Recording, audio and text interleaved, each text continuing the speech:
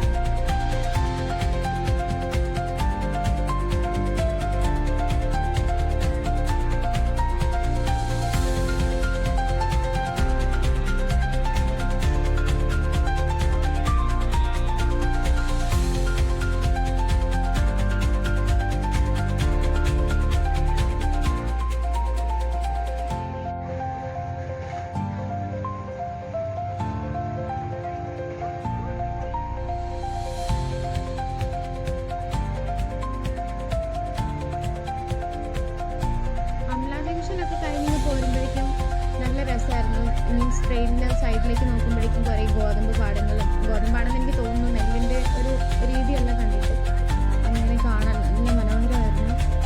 പിന്നെ അതൊക്കെ ആസ്വദിച്ച് വീണ്ടും അങ്ങനെ ഇരുന്നു.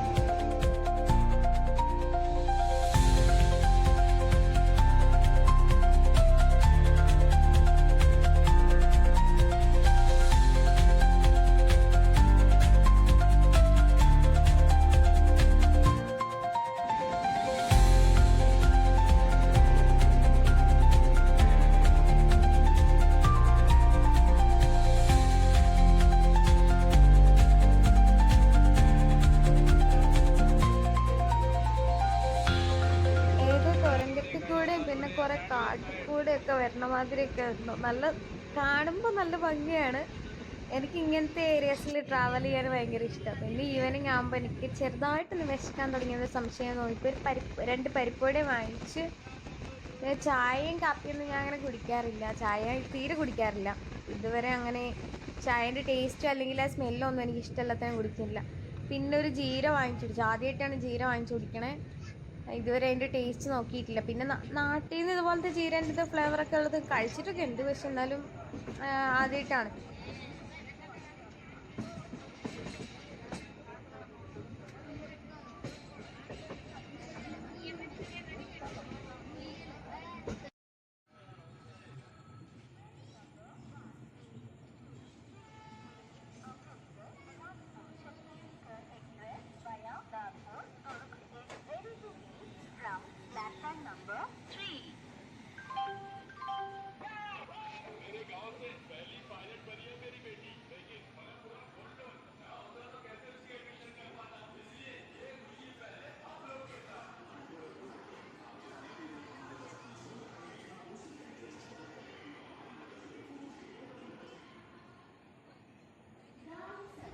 ഇറ്റാർസി ജംഗ്ഷനും അത്യാവശ്യം വലിയൊരു സ്റ്റേഷനാണ് തോന്നുന്നത്. കാരണം എല്ലായിടത്തും അനൗൺസ്മെൻറ്റ് കേൾക്കാം, ഈ ഒരു വഴി പാസ് ചെയ്യുന്ന ട്രെയിൻസിൻ്റെ അനൗൺസ്മെൻറ്റ് കേൾക്കായിരുന്നു. പിന്നെ അവിടെ നിന്ന് ഇങ്ങ് പോരുമ്പോഴേക്കും കുറേ ഗുഡ്സ് ക്യാരിയേഴ്സ് ആയത് കണ്ടെയ്നേഴ്സ് ട്രെയിൻസ് പോകുന്നത് കണ്ടു. അതും കാണാൻ ഇങ്ങനെ നല്ല രസമായിരുന്നു. ഇത് പല കളേഴ്സിലെ കണ്ടെയ്നേഴ്സും. അത് കഴിഞ്ഞ് പതിയെ നമ്മൾ ഭോപ്പാലെത്തി കഴിഞ്ഞപ്പം കുറച്ച് നേരം അവിടെ സ്റ്റോപ്പ് ചെയ്തു. പിന്നെ ഇതിനിടയ്ക്ക് ഭോപ്പാലെത്തിയപ്പോൾ ഒരു പോലീസുകാരൻ വന്നിരുന്നു. ഇത് റെയിൽവേ സ്റ്റേഷൻ പോലീസാണ്. കാരണം വെച്ചാൽ ഞാൻ ഒരു കംപ്ലയിൻറ്റ് രജിസ്റ്റർ ചെയ്തിരുന്നു. അതിന് മുന്നേ TTR വന്നത് കംപ്ലയിൻറ്റ് സോൾവ് ആക്കിയതാണ്. അപ്പോൾ ഞാൻ അവിടുന്ന് കംപ്ലയിൻറ്റ് രജിസ്റ്റർ ചെയ്തത് ഓൺലൈൻ വഴി ആയതുകൊണ്ട് തന്നെ അവരവിടുന്ന് എൻക്വയറി ചെന്നപ്പം എൻ്റെ അടുത്ത് വന്ന് അന്വേഷിച്ചു, കാര്യങ്ങൾ പറഞ്ഞ് എല്ലാം ശരിയാക്കി, എല്ലാം സെറ്റ് ചെയ്ത് എഴുതി കൊടുത്തു. കാരണം വെച്ചാൽ എൻ്റെ കംപ്ലയിൻറ്റ് മീൻസ് ഇപ്പോൾ നമ്മളൊരു സീറ്റ് ബുക്ക് ചെയ്തിട്ട് നമുക്കതിൽ ഇരിക്കാൻ പറ്റുന്നില്ല, കിടക്കാൻ പറ്റുന്നില്ല എന്നുണ്ടെങ്കിൽ കാര്യമില്ലല്ലോ. കാരണം അത്രയും നേരം നമ്മൾ വെയിറ്റ് ചെയ്ത്, ഞാനാണെങ്കിൽ അവിടെ ഇരുന്ന് 2 പേർക്കും ഇരിക്കട്ടെ കുഴപ്പമില്ല എന്നുള്ള മൈൻഡിൽ ഞാൻ അത് വിട്ട്. എന്നാൽ പോലും അത്രയും ഇരിക്കുമ്പോഴേക്കും ഞാൻ മടുത്തു. ഒരുപാട് നേരം ഞാൻ അങ്ങനെ ഇരുന്നപ്പോഴേക്കും ഞാൻ മടുത്തു, ടയേർഡായി. അപ്പോൾ നൈറ്റ് ഏകദേശം അത്യാവശ്യം ലേറ്റായ സമയത്ത് പോലും എനിക്കൊന്നും ഉറങ്ങാൻ പറ്റണില്ല. അവിടെ ഉള്ള അയാൾ ജനറൽ കമ്പാർട്ട്മെൻറ്റ് ടിക്കറ്റിലാണ് പുള്ളി ട്രാവൽ ചെയ്യുന്നതെന്ന് സത്യം പറഞ്ഞാൽ എനിക്കറിയത്തില്ല. അത് ആ ഒരു ട്രാവൽ ടിക്കറ്റ് വെച്ചിട്ടാണ് പുള്ളി സ്ലീപ്പറിൽ അത്രയും നേരം അവിടെ ഇരുന്നത്. അപ്പോൾ എനിക്ക് ഉറങ്ങാനും പറ്റുന്നില്ല, കിടക്കാനും പറ്റുന്നില്ല, മടിക്കുകയും ചെയ്തു. അപ്പോഴാണ് ഞാൻ കംപ്ലയിൻറ്റ് തന്നെ രജിസ്റ്റർ ചെയ്തത്. ഞാൻ ജസ്റ്റ് ഇതിൻ്റെ എൻക്വയറി വരുമെന്നോ കറക്റ്റ് ആവുമെന്നൊന്നും എനിക്ക് അറിയത്തൊന്നുമില്ല. പക്ഷെ എന്നാൽ പോലും ഞാൻ ജസ്റ്റ് ഒന്ന് ട്രൈ ചെയ്ത് നോക്കിയതാണ്.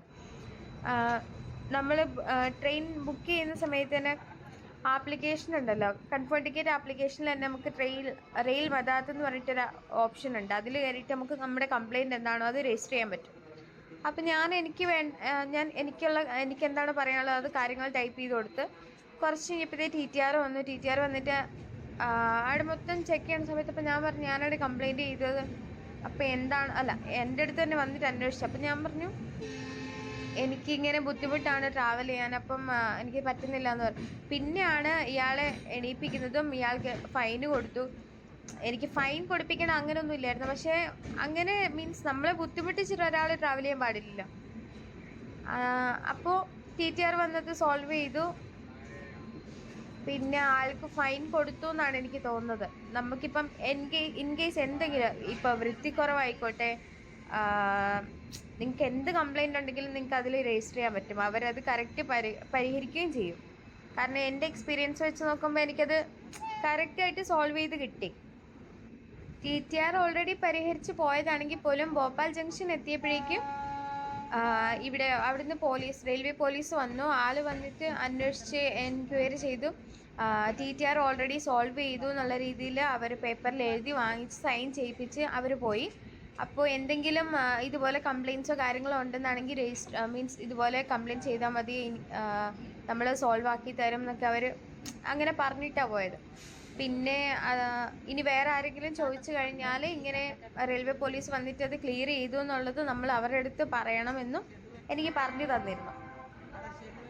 അതേതായാലും എനിക്ക് നന്നായി തോന്നി. അതിനുശേഷം എനിക്ക് മര്യാദയ്ക്ക് കിടന്ന് ഉറങ്ങാനും പറ്റി. കാരണം ആരും ശല്യമില്ലായിരുന്നു. ഇപ്പം നമുക്ക് ഒരു സേഫായിട്ടൊരു ട്രാവൽ, നമ്മൾ ഒറ്റയ്ക്ക് ട്രാവൽ ചെയ്യുന്ന സമയത്ത് നമ്മൾ കൂടുതലും സേഫായിട്ട് ഇരിക്കാൻ നോക്കുമല്ലോ. പിന്നെ എനിക്ക് അത്രയും നേരം ഞാൻ അങ്ങനെ ഇരുന്നപ്പോഴേക്കും എനിക്ക് തീരെ വയ്യാണ്ടായി. മീൻസ് ഇരിക്കുമ്പോഴേക്കും നമുക്ക് നടുവിനും ഒക്കെ വേദന വരണ മാതിരി എനിക്ക് ഫീൽ ചെയ്തു. അപ്പോൾ ആ ഒരു ദേഷ്യത്തിലാണ് സത്യം പറഞ്ഞാൽ ഞാൻ കംപ്ലയിൻറ്റ് ചെയ്തത് തന്നെ.